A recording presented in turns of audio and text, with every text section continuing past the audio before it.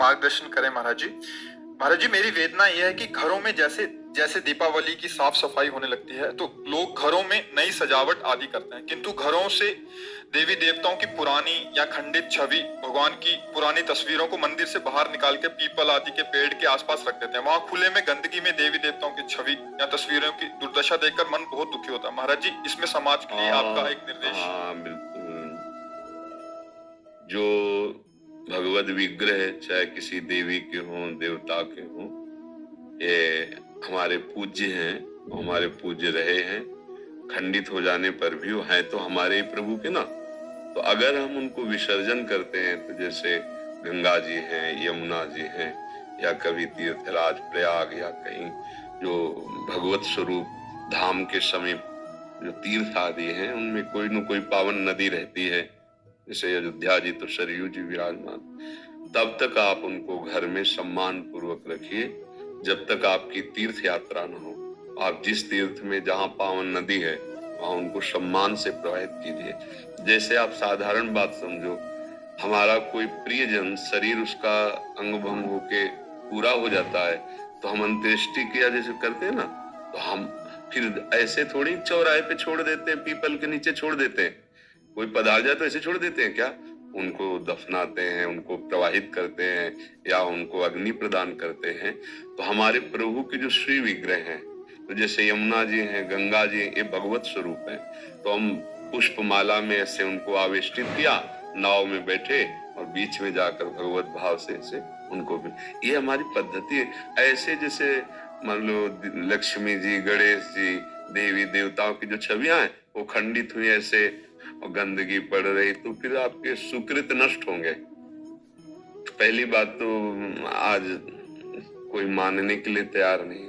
हम सबसे प्रार्थना करते हैं कि जो आप अपने सामान को बेचने के लिए, बढ़ाने के लिए उसमें भगवान नाम दे देते हैं, भगवत रूप दे देते हैं, आप कार्ड में, निमंत्रण कार्डों में भगवान की छवियां छाप देते हैं, ये अपराध है। वो ऐसे भगवान की छवियां तिरस्कृत होती हैं। तो वही भगवान तो है जिनको हम सिंहासन में विराजमान किए, वही भगवान की छवियां आप अपने नाम के साथ पोस्टर में छवियां छपा दी, पोस्टर लगा, प्रोग्राम खत्म हुआ, फाड़ फाड़ के लोग फेंक दिए, नालियों में पड़े। इसी से बुद्धि भ्रष्ट हो जाती है। भ्रष्ट का मतलब जो हम शतमार्ग में आगे बढ़ना चाहते हैं उसमें बुद्धि नहीं जो राजी हो जाती, मान सम्मान, रुपया पैसा, भोग वासना। तो हमें तो यही लगता है कि सब ये प्रार्थना स्वीकार करें कि छवियों का पहले आदर करना सीखो। प्रभु की जो छवि आपको ऐसा लगता है कि अब हम नवीन विराजमान करें तो उसको आप जाओ यमुना जी, गंगा जी, किसी पावन तीर्थ में उनको प्रवाहित कर दीजिए, या वहां नदी के पास जैसे बालू, तो ऐसे करके वो धारा ही है, वहां उनको विराजमान करके रज से ढक दीजिए। अब जब प्रवाह बाढ़ आएगी या जल में विसर्जित कर दीजिए, जैसा जैसा भाव बन पावे। पवित्र कोई सरोवर है उसके आसपास उनको ऐसे, मतलब अब वो अब प्रगट में कोई जीव तिरस्कार करे, अब जैसे पशु कुत्ता उसको तो ज्ञान है नहीं ना, आप पीपल के समीप रख दिए हो तो हाँ लघु शंका भी कर सकता है। और जब खंडित मूर्ति है तो आदर बुद्धि से कोई देखता नहीं है, तो ये सब ठीक नहीं है। बहुत सुंदर बात है, एक लोक समाज की व्यवस्था की पवित्रता के लिए, भाव शुद्धि के लिए बहुत सुंदर बात है।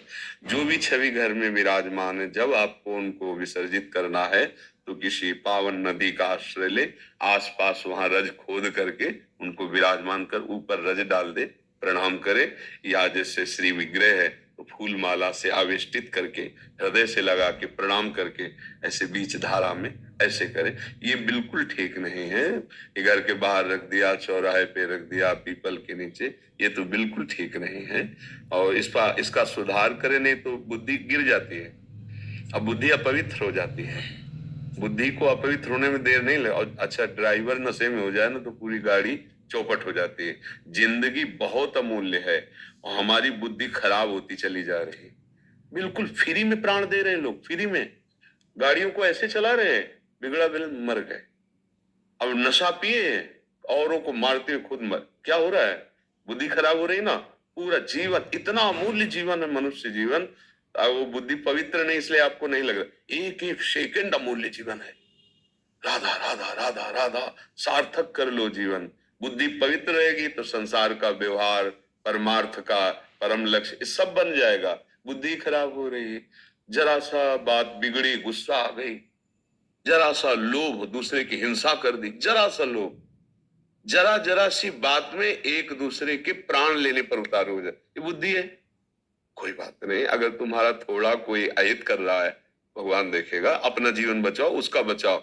अभी लाभ हानि में बदल गया है, आगे हानि भी लाभ रूप हो जाएगी। जीवन बहुत अमूल्य है, उसको छोटी मोटी बातों में पर वो बुद्धि खराब हो जाती है ना।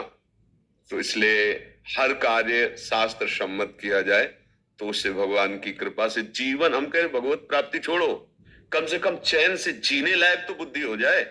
आज हमारी बुद्धि चैन से जीने लायक नहीं है, ऐसे गंदे आचरण करा देती है, हृदय जलता रहता है। अगर कोई ना जाना तो हृदय जलता रहता है, अशांत हो जाता है। अगर को सरकारी कानून के विपरीत आचरण खुला हो गया तो दंड मिलता है, जेल मिलती है। कोई नहीं जाना तो हृदय संतप्त होता रहता है, बाद में उसको दुर्गति होती है। बुद्धि ठीक होना चाहिए, बुद्धि ठीक कर सकता है भगवान का नाम। जैसे पहले गायत्री मंत्र जपते थे, सुबह उठ के अर्घ दान किया, बड़े बुजुर्गों को प्रणाम किया, थोड़ी देर गीता भागवत रामायण का पाठ किया, बुद्धि शुद्ध रहती थी। खान पान, भले कुछ मंत्र नहीं आता, तो जय भगवान की, भगवान को अर्पित करके। अब देखो क्या तरीका आ गया है, जूता पहने, ना स्नान किया है, ना पवित्रता का बोध, बस पशु की तरह पेट भरना है, इन किन प्रकारें धन कमाना है और वासनाओं का खेल खेलना है, ये जीवन रह गया है। तो बहुत सुंदर बात है। प्रभु को देखो, मानी संख्या से सवाल हल हो जाता है। स्कूल में जब थे तो मानी संख्या से सवाल, ये संसार का सवाल हल हो जाएगा, मानी संख्या। हमने माना ही हमारे भगवान है, मान लिया, कहीं भी मान लो, कहीं भी मान लो, छूट है। आप किसी में भी मान लो, हमारा ये तो धर्म की महानता है। आप किसी पशु में मान लो, किसी वृक्ष में मान लो, आप किसी ईंट पत्थर में मान लो, क्योंकि हमारे भगवान सर्वत्र है ना। मैं मानो तो बस जोर के मान लो, वहीं से भगवान प्रकट हो जाएंगे। बड़े बड़े संतों के चरित्र आते हैं, कह दिया कि ये भगवान है, और भांग का सिलबट्टा था धन्ना जाट को, वो मान लिए, गुरुदेव ने कहा है भगवान, उसी में भगवान से हम सुंदर के दर्शन हो गए।